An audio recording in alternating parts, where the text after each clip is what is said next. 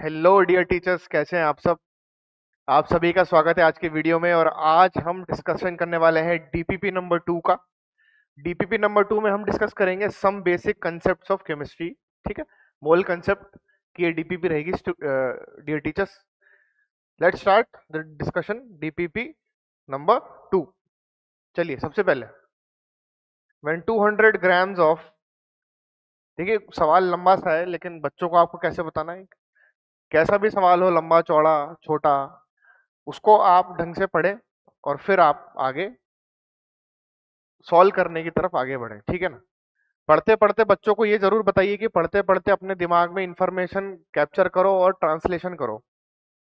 When 200 grams of limestone is strongly heated, it undergoes thermal decomposition। ठीक है, thermal decomposition में जाता है वो, यानी टूटता है।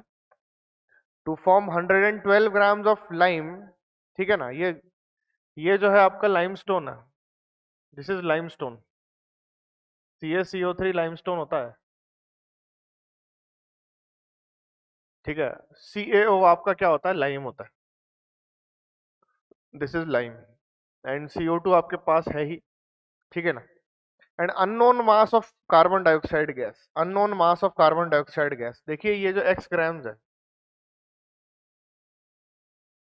ये कार्बन डाइऑक्साइड एक्स ग्राम्स बनी है, लेट। ठीक है। अब देखिए खास बात क्या है, जितना भी लाइमस्टोन था पूरा का पूरा डिसोशिएट हो गया, डिकम्पोज हो गया, और दो चीजों में डिकम्पोज हुआ। आपको पता लगाना है कि दो में से एक चीज का अगर मास गिवन है, दूसरी चीज का मास क्या है। ठीक है।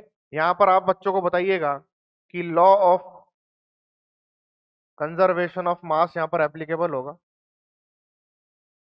Law of conservation of mass या law of mass conservation, law of conservation of mass यहां पर एप्लीकेबल है। इसका मतलब क्या होता है, इसका मतलब होता है total mass of reactants. Total mass of reactants, mass बोलिए या वेट बोलिए एक ही बात है। बच्चों को आप बताइएगा जरूर कि मास और वेट को इंटरचेंज करके यूज करते हैं दोनों टर्म्स को केमिस्ट्री में। Total mass of reactants is equal to total mass of products. ठीक है ना। ऐसा करते ही आपका आंसर आ जाएगा। रिएक्टेंट इस केस में केवल एक रिएक्टेंट है। कौन सा रिएक्टेंट है यहाँ पर, टोटल मास ऑफ प्रोडक्ट्स। एक रिएक्टेंट है यहाँ पर, mass of CaCO3 which is equal to, देखिए दो चीजें बन रही हैं, mass of CaO plus mass of CO2, और फाइनली आपका आंसर आ जाएगा। ठीक है। CaCO3 का मास है 200 gram is equal to, this is equal to 112 gram, और प्लस आपके पास मास ऑफ CO2 x है। यहाँ से x डायरेक्टली आएगा, x यहाँ से क्या आएगा, 200 minus 112 which is equal to 88 grams. 88 gram मेरा आंसर है। ठीक है, 88 ग्राम्स आंसर रहेगा, ऑप्शन ए।